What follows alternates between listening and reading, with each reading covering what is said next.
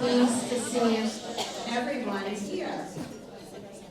And just a quick announcement about the 50/50 raffle. Deb, over there with the pink jacket, that's the last call. If anybody wants to get their raffle tickets if they haven't already.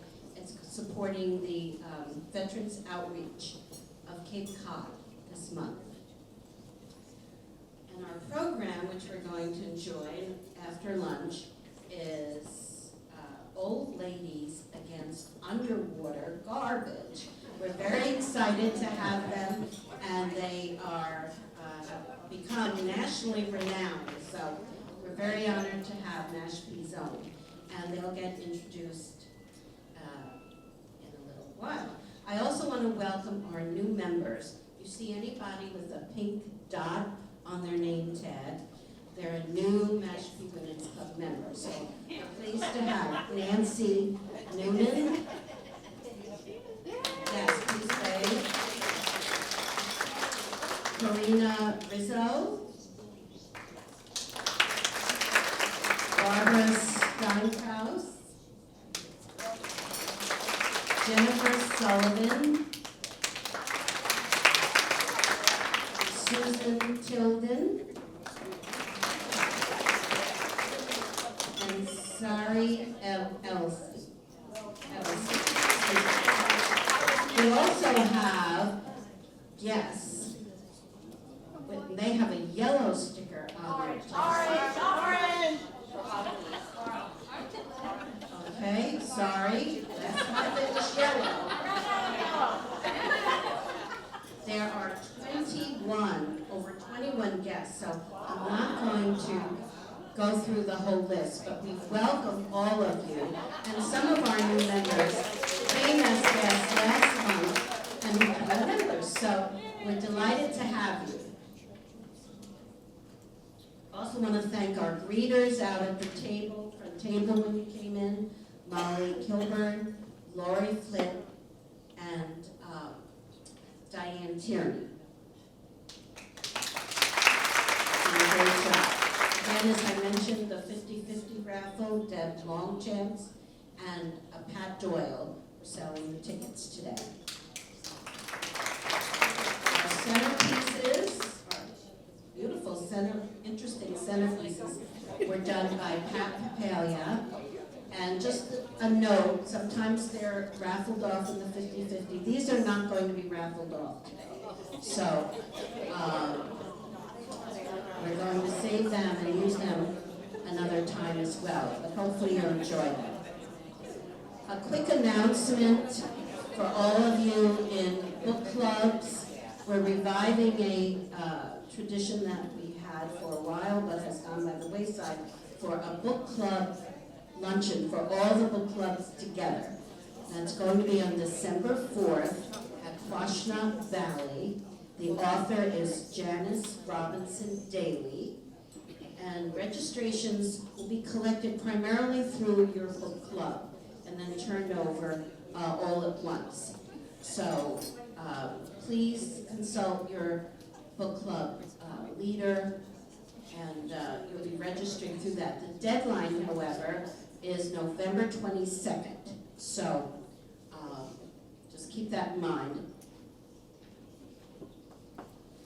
A quick comment about the Tuscan Treasures trip, which was the first international trip done by Mashpee Women's Club. It was a fundraiser coordinated through Adventures with Karen, and Karen Wendell is here today as well. She's a member, and it was a fabulous time. There were 29 guests, mostly members, and then some spouses and sister-in-laws and things like that. We had a fantastic time. It was exhausting. They kept us running all over the Tuscan hillsides and Cinque Terre as well. But we had a fabulous time, and it raised for us to pass along to charities that we're working with Karen to designate $7,000. So I call this a big win-win. We had a fabulous time and raised all that money in conjunction with Karen. So we looking forward to doing another one in the future. So stay tuned. Just a quick comment about anyone still not renewing their dues. Can see Joan Ford over there. The renewals are due in September. So most people have renewed. We have a few people who haven't. A big thank you to Cindy Collins for organizing, planning the luncheon. She gets an extra gold star today. She's a week out from surgery, and she's here and has done all of the work behind the scenes, which there's a lot of stuff that goes on to make these things happen. So we appreciate Cindy and her extra effort here. On the table, you'll see flyers about the upcoming luncheons. Next month is our annual holiday boutique, also a fundraiser, which we combine a lot, as I was just telling one of the new members. We combine having fun times with fundraising and giving back to the community. Next month will be the vendors, 13 of them around the room, mostly all handcrafted items, and along with that, a raffle which will benefit the Mashpee Women's Club Scholarship Fund. So we're able to look at possibly even giving more scholarships than we have before, which is great. And there's going to be a silent auction as well, which will benefit parents supporting parents, as it had done last year. The Kate-based group are working and supporting families dealing with addiction, particularly with sober living scholarships. So we've supported them in the past and are delighted to continue to do that. I thank all the board members. We have, as I mentioned last month, over half the board members are new, and I love everybody's enthusiasm, the continuing ones who've been on for a while, as well as the new ones. We have a lot of new talent and creativity and ideas, and I'm thrilled to be working with all of them. And one of the new people I will introduce now, is Kathy Olson, our new vice president. I'm keeping her busy with a lot of things, and she's going to introduce our Getting to Know You speaker. Again, this is something that has been on and off, but we're going to revive it, and we'll be giving a brief few remarks before our lunch. So here's Kathy. Thank you. Thank you. So I'm really excited for my first one to have Matt Lombardo from the Pink Door. It used to be Chef Roland's, and so he's going to talk about what he does and where he is.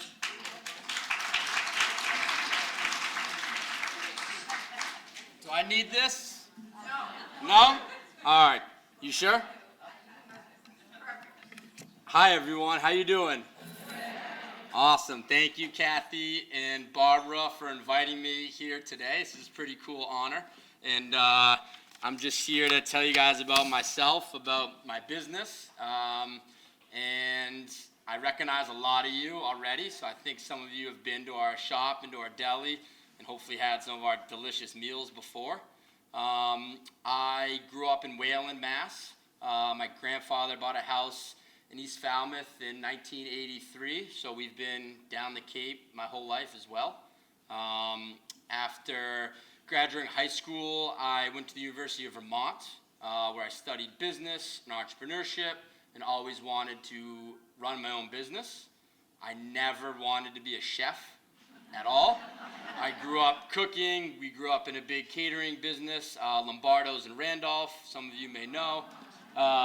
So we've grown up in the industry, so I knew how hard it was to be a chef, and I wanted to keep it as a hobby and not as my career.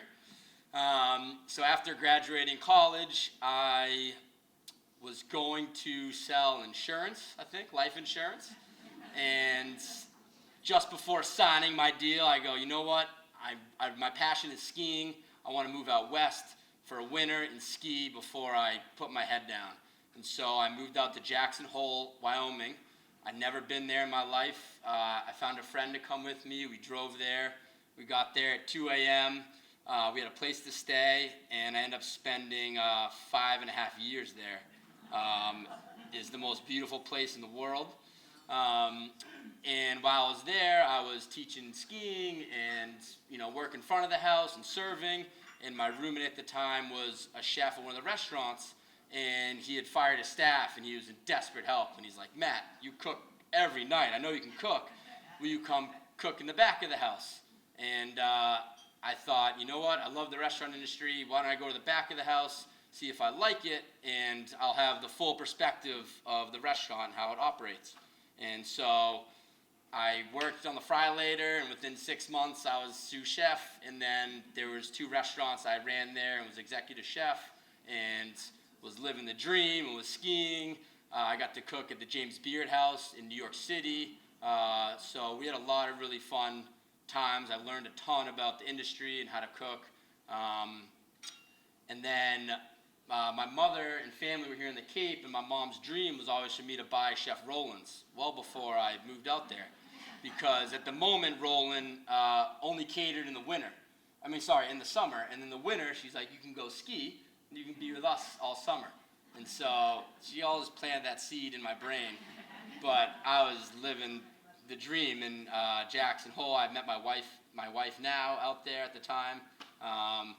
And then my mother got a really rare form of cancer that went to her brain, and it was a really sad period of my life.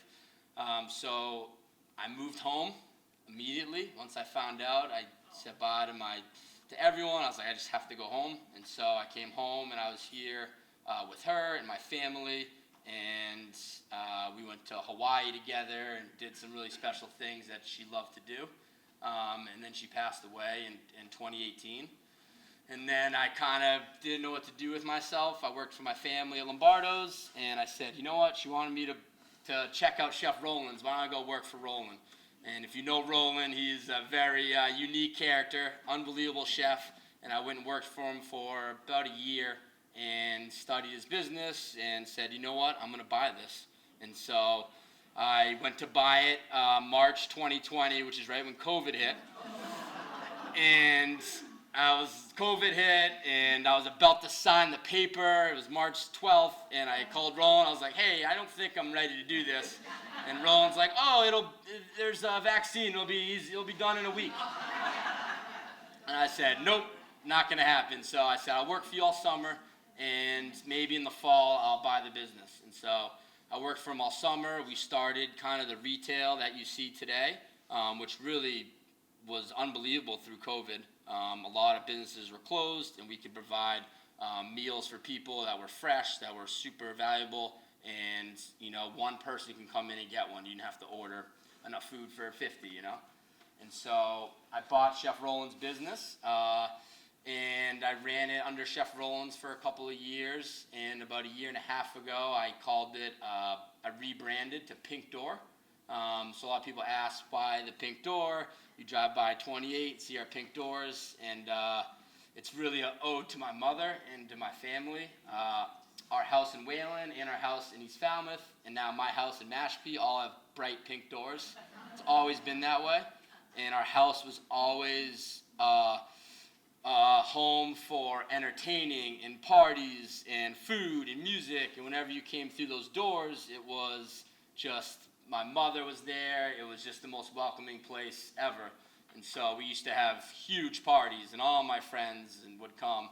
And my mom's rule was once you entered those doors, you always were invited back. You never needed an invite. There was always a place to sleep. There was always food. And so our house kind of became this commune of kids and my ski bum friends and my college friends and my high school friends. And basically that pink door represents hospitality for our family. It's our symbol of hospitality, and I hope you feel that way when you come into our shop. We know your name, we hug you, we might kiss you, we might feed you with something that you don't know what it is and say, just eat it. But we really have built an awesome business, obviously around our warmth and our love in the shop, but our food we take very seriously. We don't take any shortcuts. Everything is homemade. It's fresh. Our kitchen's wide open. You can see us cooking and breaking down chickens or whatever it is. We make everything there in-house. And if there's anything you want us to make, we'll be happy to make it for you if you give us some time. You know, nothing's off limits for us. And so we've grown the business really well. The retail and the takeout catering is unbelievable. It's been a crazy summer. And the weddings and events, we actually just did Roland's daughter, Jacqueline. We just did her wedding on Saturday. And so that was a big event for us. It was 200 people, and it was a really special night for his family and for me, just kind of full circle with transitioning the business and everything. So we're open. We're closed Sunday, Mondays, but we're open 10 to 6 every day. You can come in. We've got the best lobster roll in town, and we just have really great take and bake dinners if you live by yourself or for your family, or if you have someone in town, or if someone's sick. People come in all day and are buying meals, homemade soups and stuffed quahogs, and I could go on and on about the food. We have Thanksgiving coming up. We do like 400 meals, which is crazy.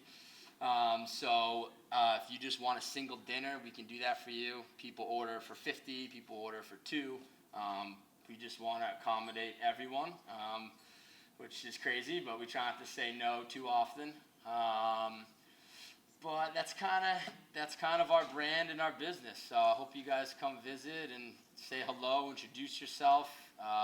It's a cool and really fun spot. I have business cards and some menus here as well that we'll leave out here on the table for you. And that's it. I hope to meet you all and spread the Pink Door vibe. And thanks for having me. Yeah. All good? Yes, perfect. So, on that note, I would like to introduce Susan Bauer, who is the founder of Old Ladies Against Underwater Garbage.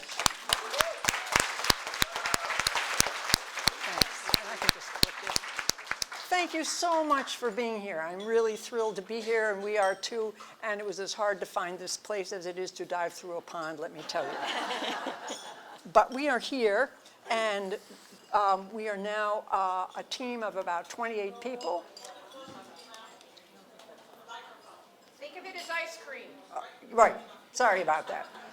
We are now a team of 28 people, and we have gone from cleaning 7 or 8 ponds a summer to cleaning about 17 this past summer and scouting another 20. We are also moving off Cape into the Plymouth area. So without further ado, here's what we do.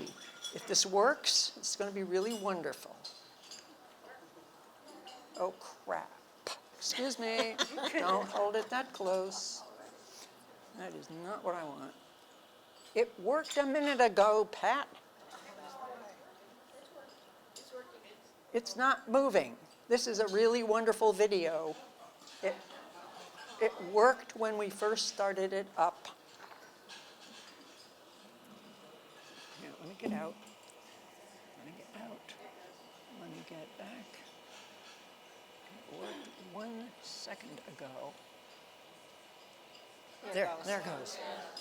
Who knows? Who understands these things? Apparently we don't have sound. I'll make the sound. Not a problem.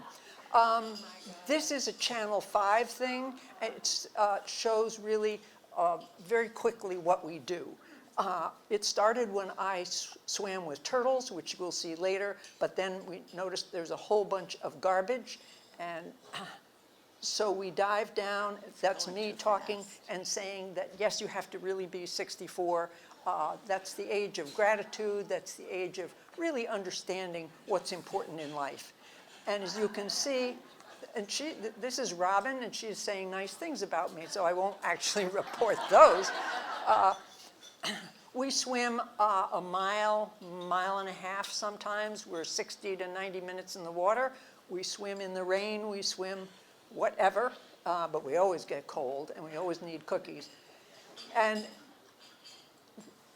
you will see as we go along that there's quite a few steps to doing this.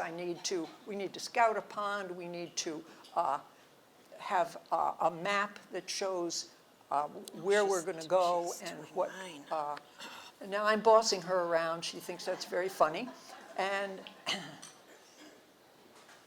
there we are getting some big stuff. There are people who really like small stuff. I have a whole collection of squirt guns. I'm very fond of finding toys underwater, but other people really like the big stuff, especially, well, a toilet, but the tires. But look at that stuff. I mean, that's hundreds of pounds. That's several hundred pounds of garbage that we get. And then there's Erica Tal from Chronicle coming in with her haul, which is my haul. And when you see that pile of stuff on the beach, every single one of those pieces is a dive. And it goes like that. And we pick it up. We all wear gloves so that you don't get the broken glass. And this is Diane Hammer. This is our lead kayaker. She never, ever thought that she was going to retire from an administrator in Simmons College and become a trash collector. But she did. And I think you'll see her say, never, ever, ever. And then this is me saying that we work for cookies. And so that our entire economy, we never charge for anything. And then they're saying, we're good, that's wonderful.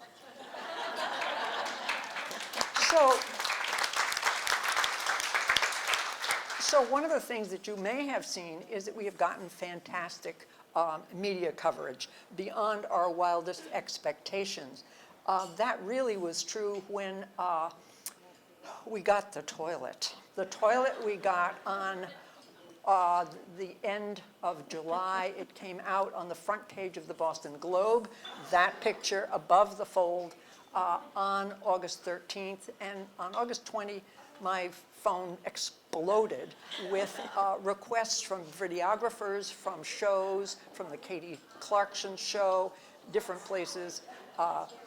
And one of the things was the Drew Barrymore show. And so we were on the Drew Barrymore show, where we came away with $10,000. And we were really pleased. That buys a lot of cookies. No. We don't buy our cookies. We work with communities, as you will see. But the question is, how did we get so popular? What are we tapping into? What kind of joy, what kind of hunger are we feeding into? And as we have said before, as you've seen before, it started many years ago when I was in my mid-60s, and I thought, oh my God, no matter how fit I remain, I'm going to get old. And I felt very bad about that. I could not imagine being happy and old at the same time. However, I found turtles, and I was absolutely happy as long as I could be playing with turtles. And I felt, I'm a perfect person in a perfect world. And I thought, wow, there sort of is a better way to be happy. I'm not quite sure what it is, but that started me. There I am, still playing with turtles. I will spend hours. I've never been so cold in my life. So 3 of us one day in a pond in Chatham were swimming along, and that's me when I was young on the right. And we were zipping along. I said, there's too much trash here. So we grabbed a guy in a kayak, and we came out with this little tiny amount. You've seen in the video a much larger amount, but we thought that was terrific, and that's how it started. And this is our mission. I hate it when people read what you can read yourself, but the point is, we dive on ponds, and we really also hope to inspire women of a certain age, inspire all women, but inspire women to realize that they are one of the great underutilized resources in this country. There is almost nothing we can't do if we put our minds to it.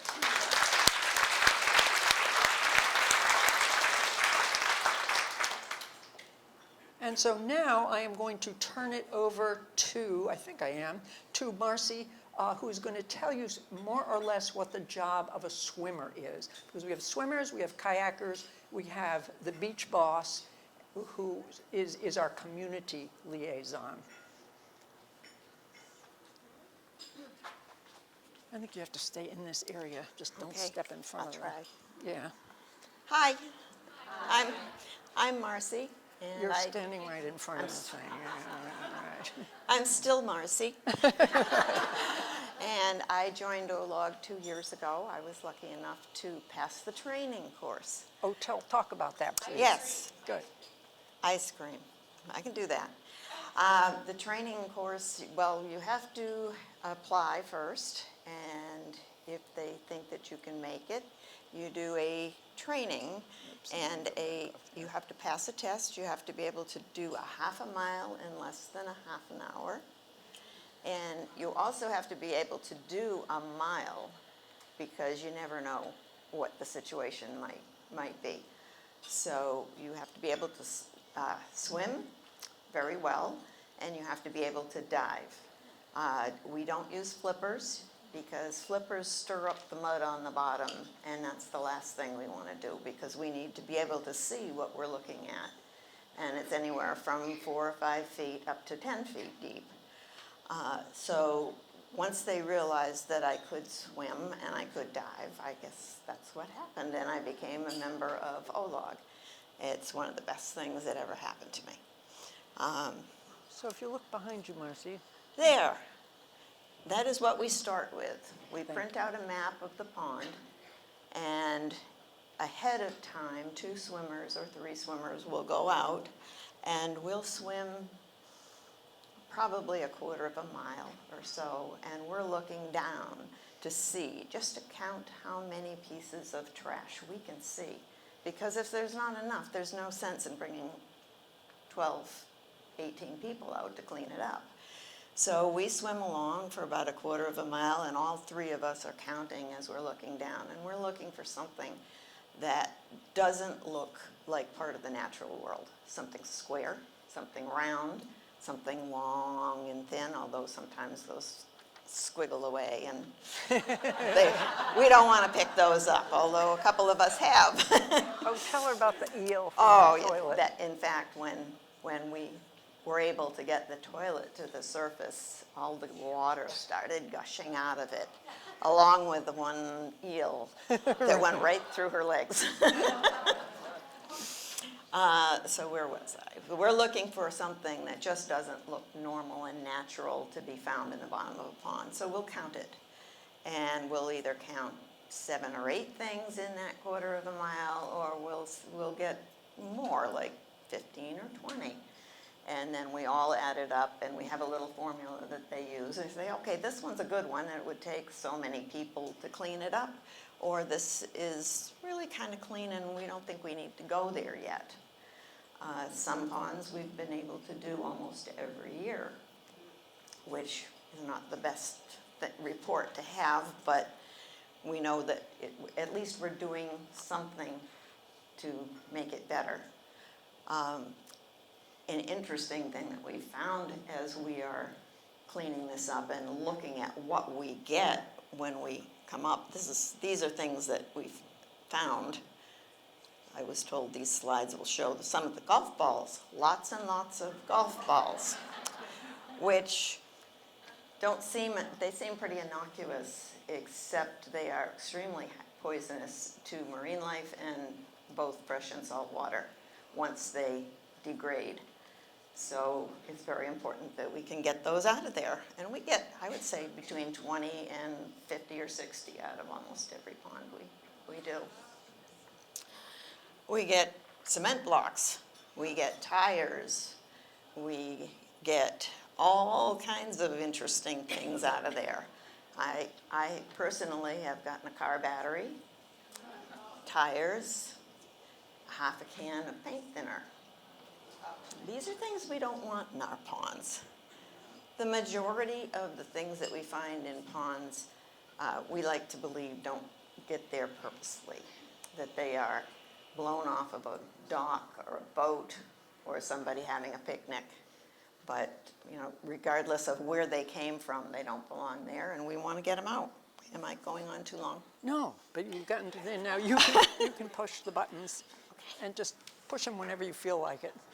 Which So button? then we don't happen to have a kayaker with us today, but this is what the kayakers do. Their job is not just as garbage scows, but their job is communication. So each kayaker wears a whistle and has memorized the calls that will, one, get her swimmer's attention. There's no sense in having one swimmer over at one corner of the room and one swimmer over here, because we don't swim our garbage. The kayak has got to come to us with the garbage. Also, it's a matter of safety. The kayak is what you go to when you have a cramp or when you're really tired. And we know the moves, how to hang on to a kayak, how to rest on a kayak. So the kayaker has to, being our minder, they give a single chirp on the whistle that says, okay, get back here, in addition to giving me all the tables and the chairs and the shoes and the junk that we come up with. It's always a shoe.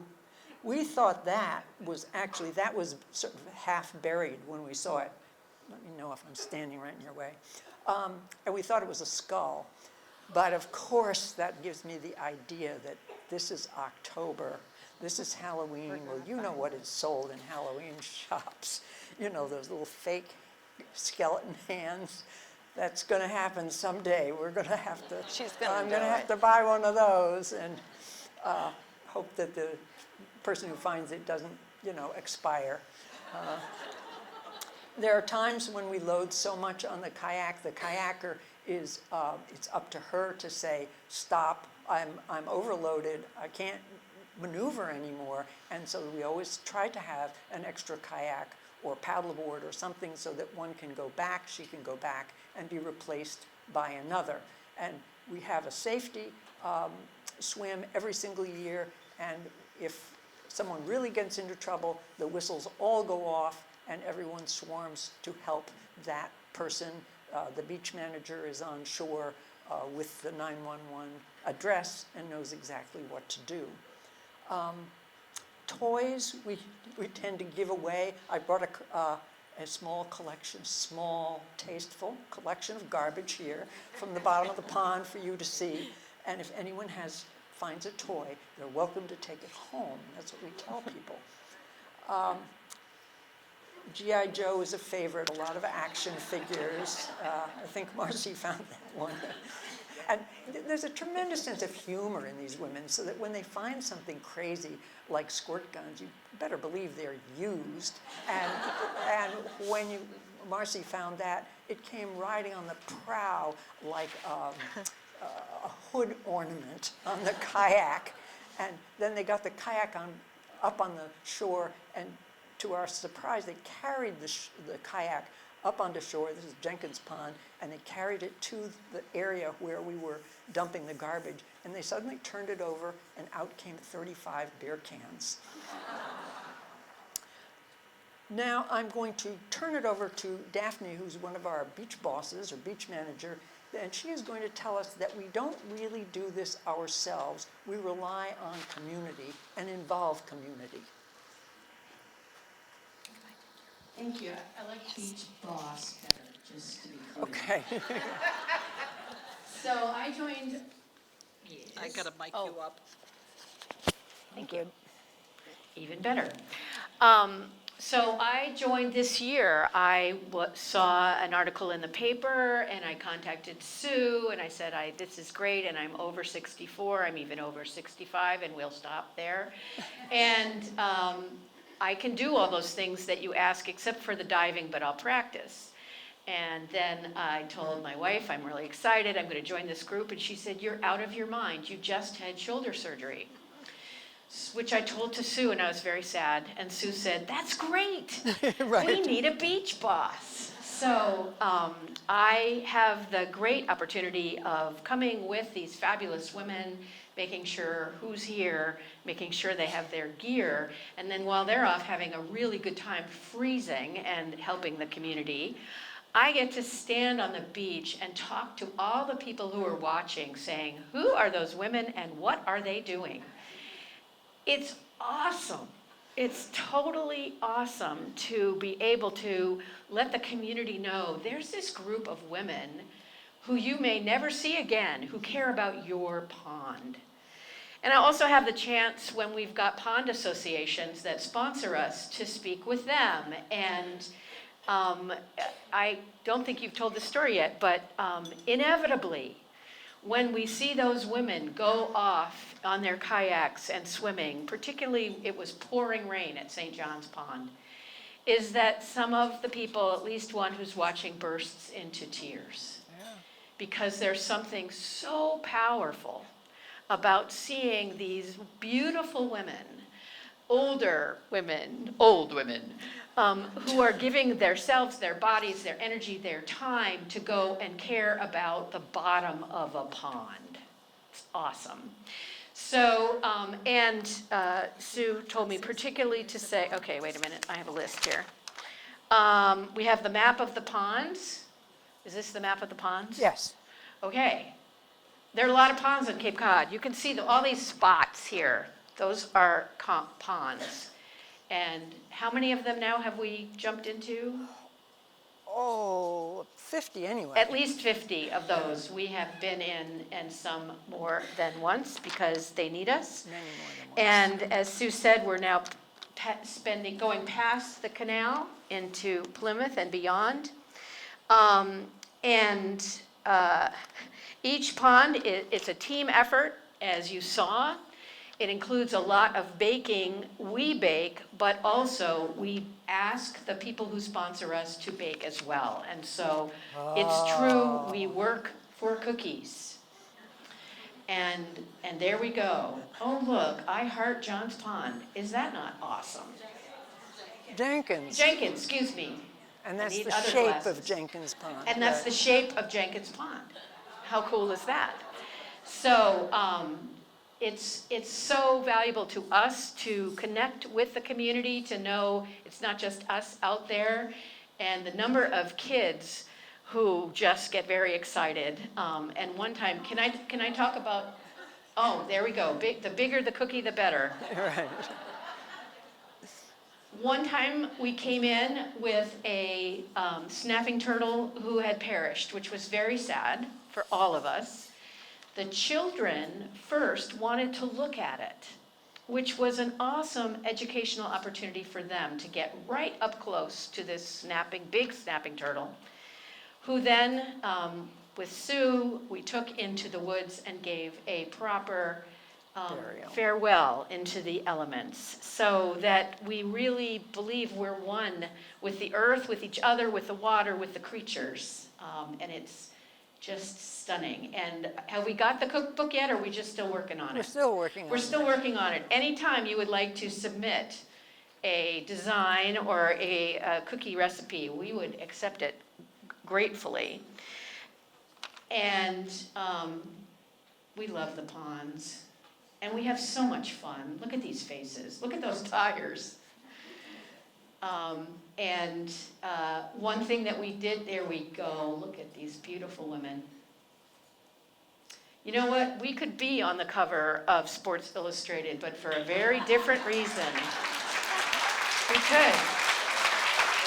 Because we have beautiful bodies and we like to swim in the water, and that's what matters. So please go to our website, which is up on the screen, apparently. Not. It's not, but OLAUG is easy to remember, OLAUG. -ma.com. -ma.com, but if you go to Google and you put in OLAUG, you'll get us. Are there other OLAUGs yet? No, No. millions of hits. And we've got a pond association person who can talk in a minute. Oh, As soon as you're cool. done. Well, how awesome is that? That's So very good. I think I'm done with what I'm going to say, so who are we? Shelley? Shelley, who I've been trying to get in touch with. Hey there, woman. Nice to see you. Nice to see Wait, you, hold too. on. You need this. Oh. Thank you. You're Oh, good for you. There you go. Good. So I'm glad I got to be here today, and I'm glad I got to tell you guys my perspective. I'm the president of the Johns Pond North Cove Association.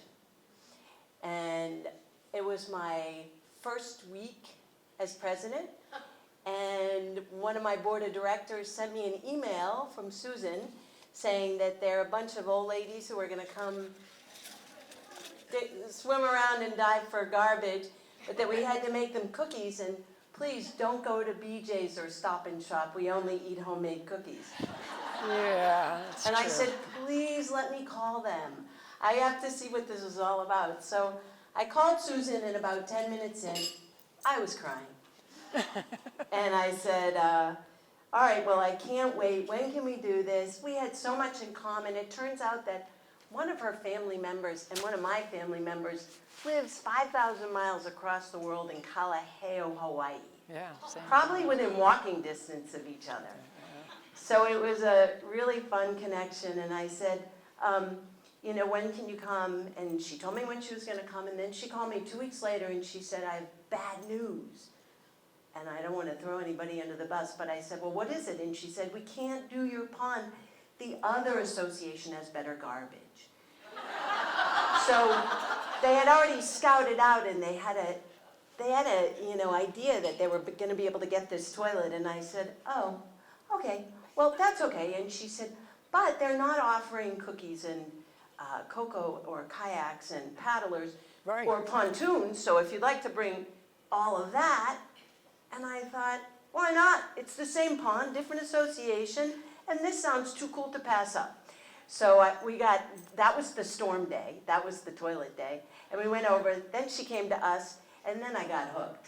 And now, wherever they go, I go. And I take pictures of them everywhere, but you know, if you didn't happen to see the Drew Barrymore episode, please do look at their website. Drew Barrymore is crying so hard that Susan has to go up and hug her in the middle of the show for a good long time. So I plan on sticking around and helping them, but just as an association person, it's incredible what they do and what they've done. And the most incredible part, really, other than what they do with the diving and the garbage, is that there's so much bad news out there, and they are nothing but good news. That's great. So thank you again, and one of the few ways that we raise money, because we can't really do the Drew Barrymore show every year, is that we have some pond guides, a guide to the best ponds on Cape Cod and the best ways of preserving them, and some other books. And if you're interested, you can come up, because all that goes to getting us extra life jackets. And my dream is for all of us to have orange caps with our names on them, because that looks so tough. I just love tough. So thank you again. Any questions? Questions we love. Yes, in the back. Do you get a break on your dump fees because you're doing such a Essentially, we do. Because I'm from Falmouth, it hadn't occurred to me that there would be towns where there are no garbage pickup, so it was not a matter of putting them into big yellow bags and dragging the concrete blocks and the tires to the curb. But the DPW is very nice, and we actually have a wonderful picture of a giant dump truck and all of us cheering him on. So they're very good to us. Yes? Looked like in some of your pictures, it was dark out or stormy out. Do you ever have to use lights, or are you only using primarily daylight or sunlight? Really good question. It would be too difficult to reschedule if we, of course, we'll stop for cyanobacteria and we stop for thunderstorms, but nothing else. Hail, rain, we just go. And it does become very difficult to see sometimes. And so this next year, probably we will have 2 or 3 waterproof headlamps, mainly for when we hit water where there's suddenly an algae bloom and you really cannot see anything. But of course, the scouting, we do go out and we scout and say, oh, there's so many weeds here that you couldn't see anything. So we know ahead of time that we should be okay, but there are times when we really could use that kind of help from a light. Thank you again. Oh, good. Sorry. Chris, thank you so much. How do you get something something as heavy as a huge tire or a toilet, both out of the water, and then put it up onto a kayak, which has a lot of movement. Yes, we have almost dumped a couple of kayaks. The deal is that when you're swimming along and you see a tire, you go to your kayaker, you signal your kayaker, she blows a sharp whistle, and your other swimmer comes over. If it's a truck tire or a tire with a rim in it, you're going to need 3 women. We know, we look at a tire and we say, oh, that's a 3-woman tire, or that's a 2-woman tire. And then you get around, and on the count of 3, and this is very important, because once you touch something on the bottom, you are then swimming in a cup of coffee. The mud and the algae balloons out from whatever you touch, and you can't see what's up or down or anything. So you all take a good look at it. You know that you're going to try and break the seal, hit that thing down first for a minute so that it breaks the seal, envelops you in mud, and then pull up. And then the deal is that once you are up and treading water, which is hard, they weigh about 100 pounds, the toilet weighs about 80 pounds, then for the tire, again on the count of 3, you raise it up and the kayak spears it. If you find one in 3 feet of water, you just pick it up and put it on the back of the kayak. But we found that 2 full-size tires are about the limit because the kayak will tip over. Yes? I never knew about the toxicity of golf balls. I don't golf, but any effort made to get the word spread so people stop hitting balls into waterways? We're doing that in 2 different ways. The question was, can we use what we find to educate people so that they don't put the really dangerous stuff in the ponds? So one thing is that because we work with pond associations, they will go up to somebody who's whacking golf balls right off their dock and say, excuse me, sir. It's always a guy. Come on. Excuse me, sir, but we've just had this pond cleaned, so please don't do that. The other thing is we have just begun to work with Litter Free Falmouth, who actually knows how to catalog the trash that they find along the sides of the roads, and they then went to select boards and said, here's what we found in a half a mile on Route 28, southbound versus northbound, and look at the number of nips, and now there is a nip ban in Falmouth. So we are looking to see if, we're not going to ban golf balls, and we're not going to ban toilets, but we're going to try to see if we can codify what we find in different ponds, because they're all used, many are used in a different way, swimmers versus boaters, and then see if we can get to the source and see if we can reduce the garbage that way. There was another one, yes. Yeah, you started 64. Somebody I was talking with earlier was wondering, why do you have to be 64? Someone was younger and wanted to be a part of your admirable process. No, there are some really good reasons. The reason it's not 65 is that it started out saying that we're going to be women of retirement age, and 2 people pointed out that they were 64, so we said, oh, well, yeah, okay, it's 64. And the top limit is whatever I am. Although I would welcome anybody who's older than 84 who wants to go in. So just keep swimming.